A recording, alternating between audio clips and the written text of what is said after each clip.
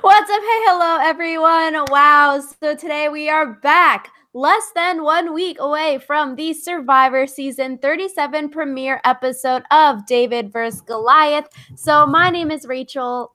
And I'm Alyssa. And one of my friends asked me today, hey, does Survivor start on Wednesday? And I was like, I think so. Because it's just one of those things where I've been waiting for it so long that now that it's finally here, I'm like, what am I going to do with my life? It's literally going to be the best night on television, Survivor premiere and Big Brother finale. Like, good thing I don't have anything on Thursday. That's like super important because I will be watching both of them live. Yeah, that's when you get upset that you have Friday exams. So much fun. Yeah. So today we are going to be talking about Survivor Season 37, some of the twists and tricks for the season, because we have found online that there's a few things that are going to be different this season. So it's very crazy. Yes, it is very crazy. And like we said, we found these online. So, like, CBS has not told us any of this. So Yeah, simple Google searches work. And so that's basically what we did. If there are things that we don't mention and that you found online, let us know in the comments or in the chat or everything, because obviously I wasn't searching like super hard for like things to talk about. So it's more like first page Google searches. So nothing super like in the woods of things. So the first thing that we're talking about is the opening challenge. I'm hoping Survivor posts like the first 7 minutes of the episode this weekend or something. Yeah, opening challenge. It is interesting because it's not like one of the challenges we've seen in the past, like, oh, they're on a boat and they have to like get resources, stuff like that. Or it's not, I guess it's more similar to last season where the tribes have to nominate people to do things, and it's like a hit or a miss if you pick the right people or wrong people kind of thing. So basically the Goliaths are picking 2 people that they think are weakest on the David tribe. Then the Goliaths pick their strongest 2 people. And then that's interesting. But then the Davids get to basically pick the obstacle course. They design their path, and then they design the path that the Goliaths must take. So it's a really like push and pull. I think it's really interesting just because the Goliaths seem to have a lot more power, just because, like, if people are, like, weak, it doesn't matter what their obstacle course is going to be. They're still going to, like, not be able to do well. Yeah, I mean, I don't know. I feel like it's semi-equal depending on what the obstacle courses like options are, I feel like, or like what you can do with the course. Because even if you do have weaker people, it said online that it's not just like strength challenges, but they're going to have like mental challenges as like obstacle course, I don't know, obstacles, I guess. So it's going to be really interesting because it's like, how do you base weakness if you're on the Goliath tribe? Because it could be physical, it could be mental, everything like that. And they probably won't tell you like, hey, it's a puzzle challenge, whatever. You just pick the weakest, and maybe the people that you pick as like physically weak are actually super strong in other aspects and are, like can carry the team, you know? Or maybe they just get lucky and they pick the person who's just the worst at everything. I mean, yeah, that would be the way to win it. I feel like if somehow you pick someone who sucks at challenges and is like really dumb and can't do anything, then, but I don't know, I feel like everyone can, hold their own. And so it will be interesting because the Goliaths will have the upper hand because they're picking strong people versus the weak people. But then, I mean, it just depends on what that obstacle course is. Sorry, what did you say? My computer cut out. Oh, yeah. It just like depends on what the obstacle course is that sort of determines who has the upper hand. Yeah, and the Goliaths and the Davids run the same obstacle course, or they run different ones? I think they run different ones from like, I don't know. It says the Davids pick their own path and they design the path for the Goliaths. So maybe it's like there's 3 things and you have to pick one, that kind of thing. That sounds interesting. Or it could be like the really, really old Survivor challenges where they'd like have the like poles that they'd stick in and you'd have to crawl through. You know what I'm talking about? Like putting it in smallest to biggest? No, shoot. I'm trying Oh, to yeah. remember what it was. But it was No, like I feel like yes, but there was one season where that didn't work like literally at all because I don't know, it just really depends on where you put those sticks and that's a really hit or miss challenge. I feel like for a premiere episode of a season, they're going to make it, it's going to be something brand new. that's true. They wouldn't want to reuse stuff, especially because some of these people are like fans or whatever. Lame. Yeah, Who so likes Survivor anymore? who do you think has the upper hand?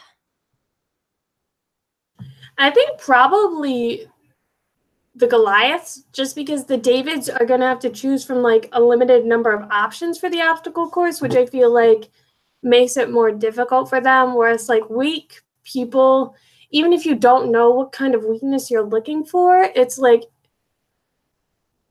you can kind of guess what a weak person looks like. I don't know. No, yeah, I agree. I feel like Goliaths, even though they get to pick the people, it really doesn't matter because you don't know what the challenge is. Maybe you pick two weak people that you think aren't good, but like turns out they're really smart at puzzles or like they can swim really well or something. They just don't look like athletic.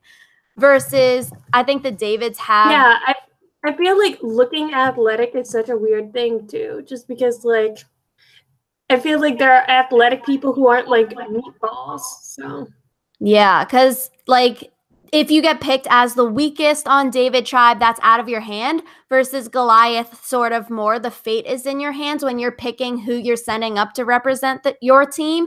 And then it's more in like David's hands picking the challenges. And I think when you get to pick the challenge, you have the upper hand because you get to see it and then sort of pick because then you see who the other tribe have nominated and then you can pick a challenge that maybe like, oh, might be harder for them or something like that. So I feel like David's have the upper hand, but it really depends on what the challenge options are or whatever. yeah, I feel like this is really hard to judge without knowing what the challenge options are. So like, ooh, mystery. But yeah, I think it will be very interesting. I don't know. It just adds more of those like elements into the game because if you're one of the two Davids that are picked as like the so weakest people, then it's like you might feel crappy about yourself. Then you already have like a target on your back if you end up losing the first challenge kind of thing. So that would be totally crappy for them. And then if you are a Goliath and you nominate yourself or whatever to be one of the two strongest and then you can't pull it through, then it's always a hit or miss. You want to be the hero in this situation and win the first challenge, or you don't nominate yourself to lose the challenge, or else, you just have that sort of extra target on your back.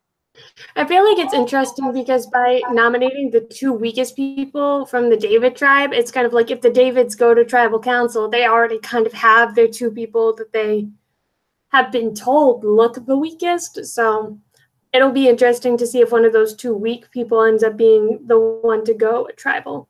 Yeah, which would if they go to tribal. Totally be sucky for them. So it's really crappy if you're picked as the weakest and then you lose the immunity challenge because then you already have an extra target on your back. But then it's a really good story if you are picked as the weakest, but then you're able to pull through and then have some kind of story arc based on like, oh, I was perceived as weakest, but I'm able to like outwit, outlast, outplay these other people who are called strong or whatever.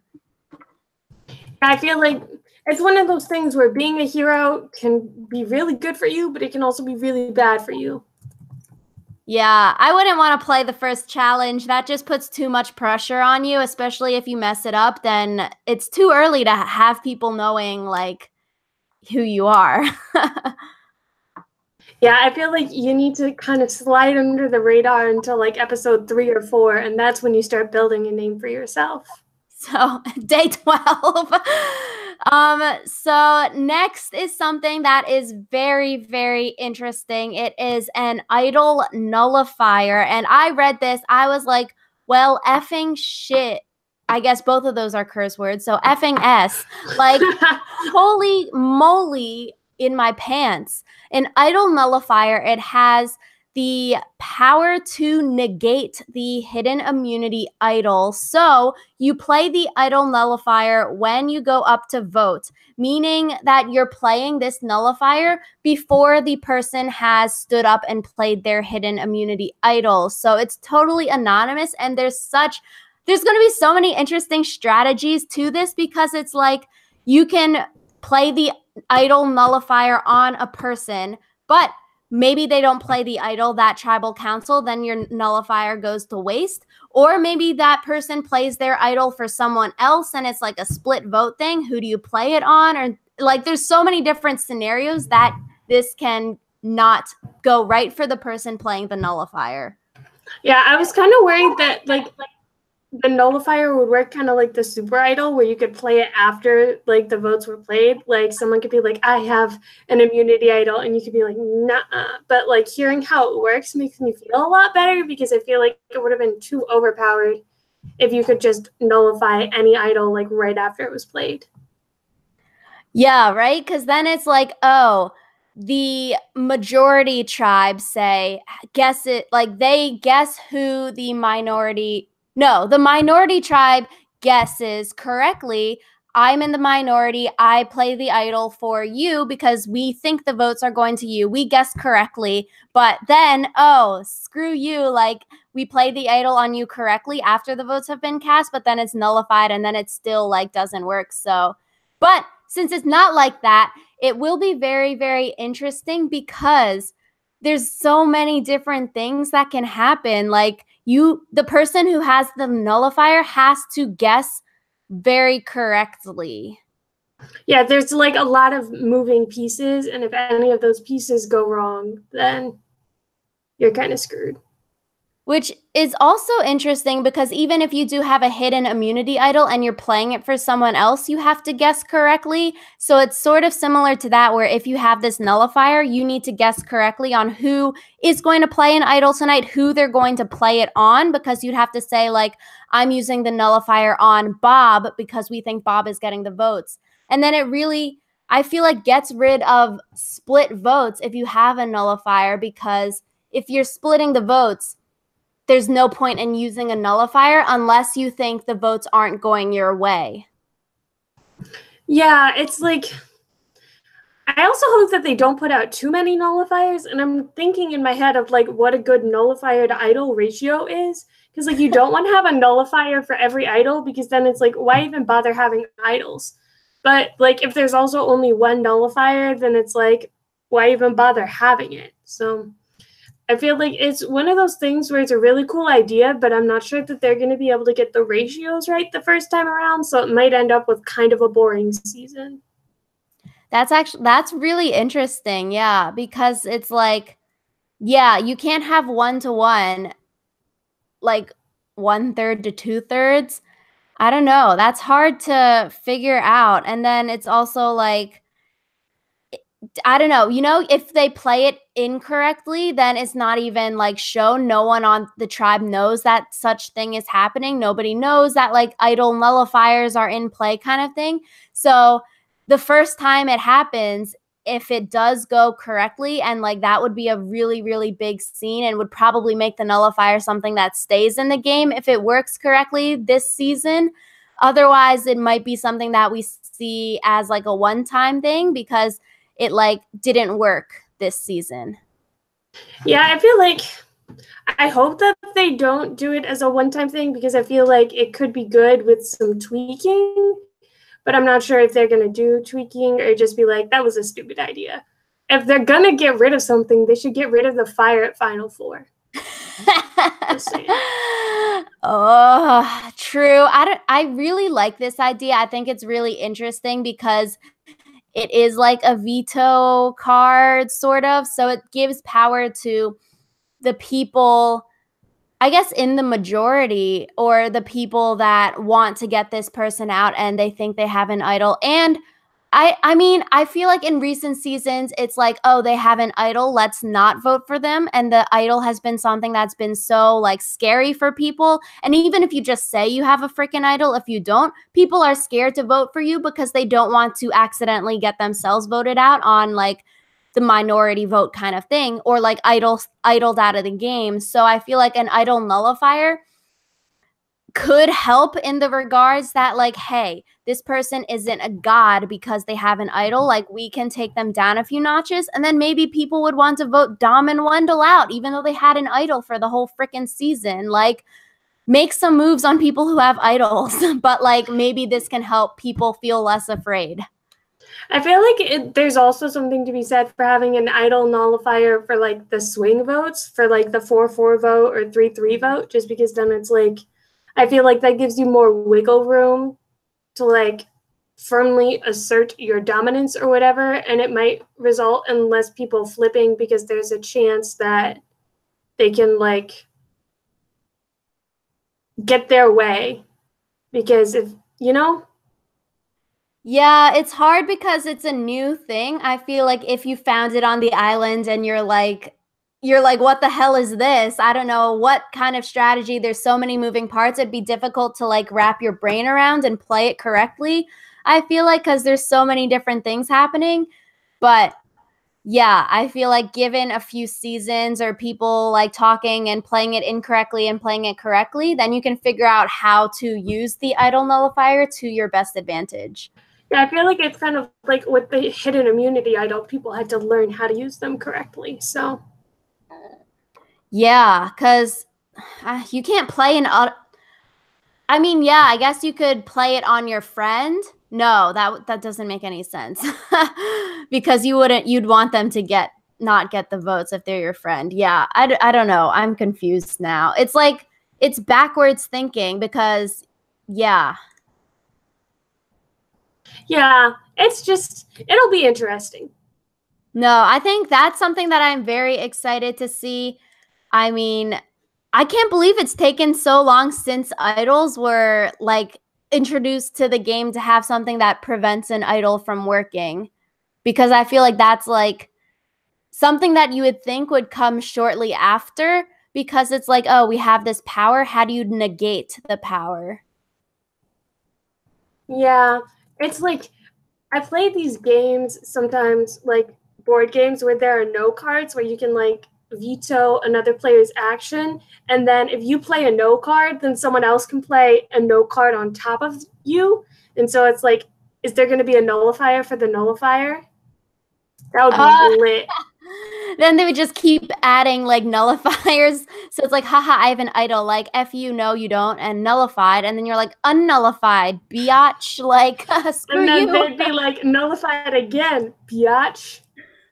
It's like, or this is a fake nullifier, and like making that. I don't know. I'm interested to see what it looks like, because you do like, it's not going to look like an idol, they say, and it's not going to like look like a piece of parchment. So shall be interesting what the design looks like. Yeah, I'm really interested in that too, just because if it's like, you know, whenever like a new thing is added, people try to like find a way to make a fake one. And so I'm interested to see if it's something that you can easily fake, because that would be fun. Yeah, I feel like they probably will. I feel like nowadays they purposely make things easier to replicate, because that just makes it more interesting if you are able to make a fake hidden immunity idol, trick people, whatever. And I don't know, Idol Nullifier, it reminds me of the game Munchkin. You all should go play it. It's a great board game. I love it. And it has strategy like this, where you can sort of like veto other people's cards. But yes, that was a PSA. Yes. So we've talked about the first challenge, and we've talked about the idol nullifier, and there's one more thing that we want to talk about. Yes. So last but not least, let us know if you find anything else on the interwebs. We have the rain on the season. Apparently, I guess as usual, typhoon, is that the word, season in Fiji? Same like with millennials versus Gen X. There's a lot of rain. Monsoon season, there's a lot of rain this season. So we are going to see everyone very wet. Yeah, I feel like the biggest thing with rain is that when people don't want to leave their shelter, it's a lot harder to strategize. Yeah, because I feel like we've seen it in past seasons where it's rained a lot, second chance, millennials versus Gen X, I guess. And it's very difficult because you are huddled together. You're so tired and cold and wet. And it's like, why do you want to talk and, strategize when you're so tired and you sort of just want to like curl up in a ball and have the rain stop? Yeah, and then it's like if you have something private that you want to say, getting like across the shelter from someone is like still not that much space. So yeah, it's just all around crappy because you become like wrinkly, you're cold and wet, and I don't know, just standing in the rain, like walking to class sucks because it's gross and it's wet and you're cold. Imagine sitting in it for hours on end, sleeping in it, never having like dry clothes. It's really gross, and then you're probably going to chafe too. Like it's so disgusting. It's like wearing your swimsuit for too long. It's really gross. yeah, and then it's like the morale of it, like it's really hard not to see sunshine for that long. Like it's been really cloudy in Maryland for a while now. We had one sunny day and everyone was outside because we were like, oh my gosh, sunshine? What's that? So yeah, and then it forces you to sit in the shelter 24/7, not having any like private time, personal time, and you're already on an island forced to socialize 24/7. It would be really hard because honestly, I like, not talking to people sometimes, and then you don't have that privacy when you're monsooned. yeah, I feel like not having that even little bit of privacy would be really, really hard. So it'll be interesting to see how like the emotional toll of the rain like changes stuff. Yeah, and I don't know. I don't see anyone quitting. We did not hear anything about anyone quitting. So hopefully that's not something that we're going to have to deal with or see this season because quitters always screw up numbers and everything like that. So hopefully all these people are champs and want to push through, even though it's probably miserable as heck. Retweet to everything you just said.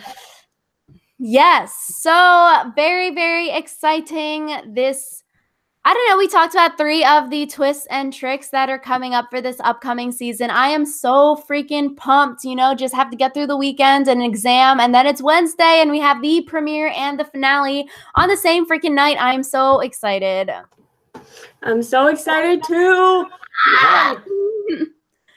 Yes, so we will see you all next week, Friday or Saturday, for our premiere recap of Survivor Season 37. I'm very excited. Let us know any other twists and tricks that you have come across. Go watch our cast assessment and boot list if you want to hear about what we think of the cast and who we think the winner is and the first boot and everything in between. Yes. See y'all soon. Bye.